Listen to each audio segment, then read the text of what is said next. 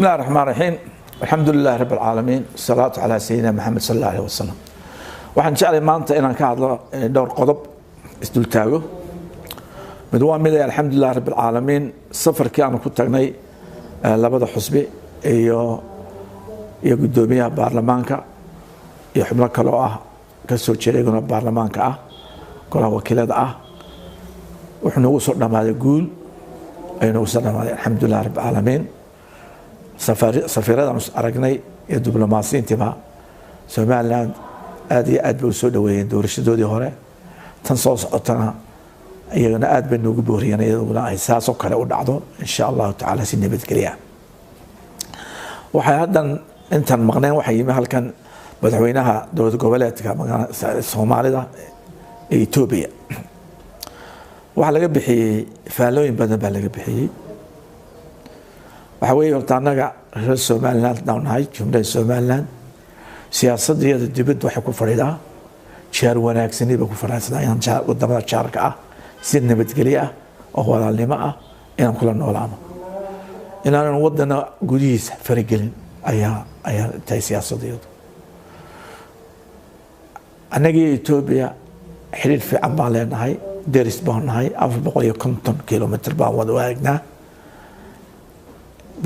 dekedeedu waxay u furan tahay Itoobiya u furan tahay iyo wixii ka sheeyaba wanaga dabalaadinno arrimaha gudahooda ma dhaxgelin laakiin waxaan jecelahay inay nabadgelyo ku noolaadaan waxaan jecelahay arinta ka socota dagaalka ka socda hadda Itoobiya sida adduunka oo dhan qabo inay wada hadal ku dhameystaan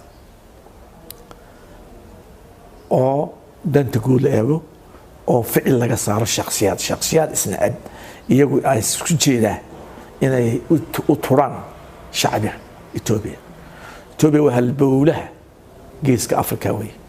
halbowlaha nabadeedu wax way ka tartaa nabadgelyada iyo deganaanshaha geeska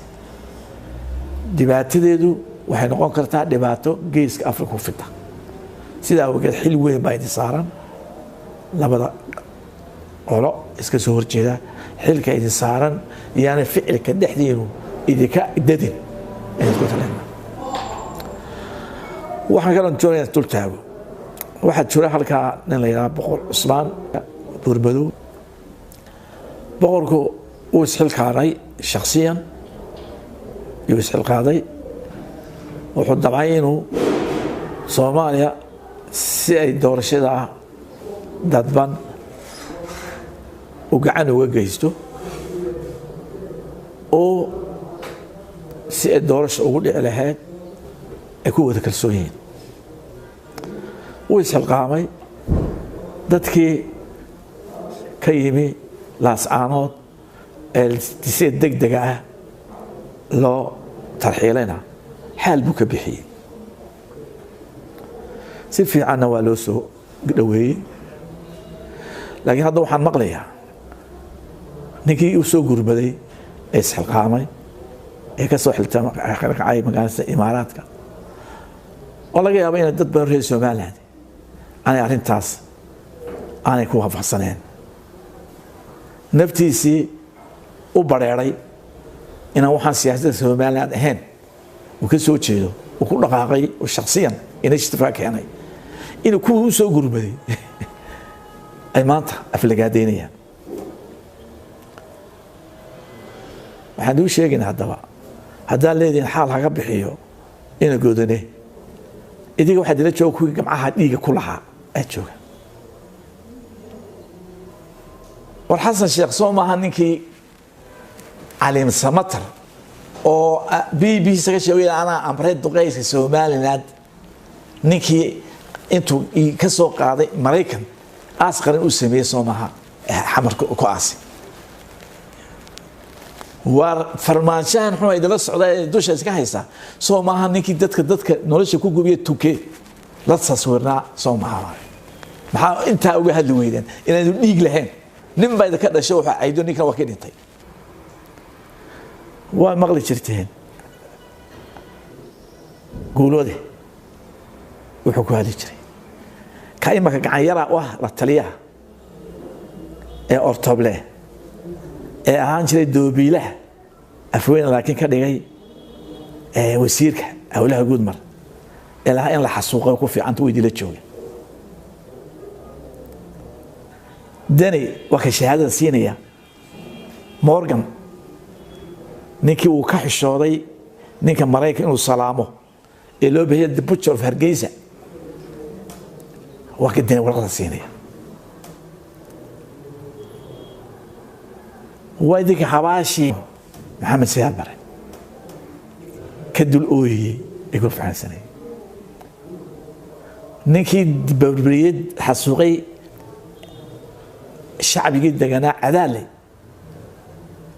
مريحان وكسر كار قديئة ولي ما هرشان هويه وهويه هو هذا يعني موس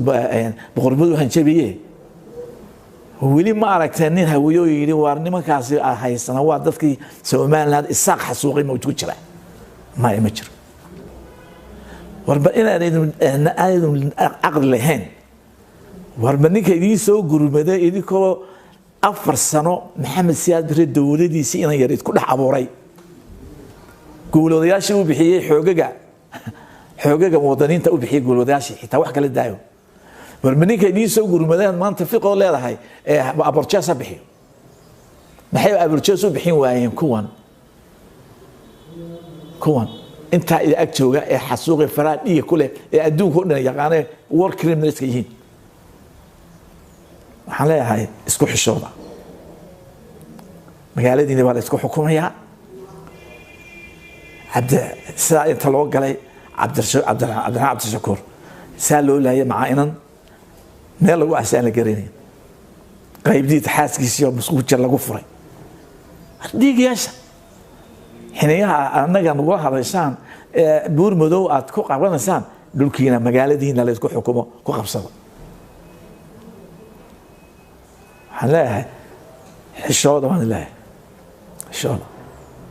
حشوده عن الله دنتينا قبصة انت على اي انسان انا قدير نقول اي انسان وارد دنتينا قبصة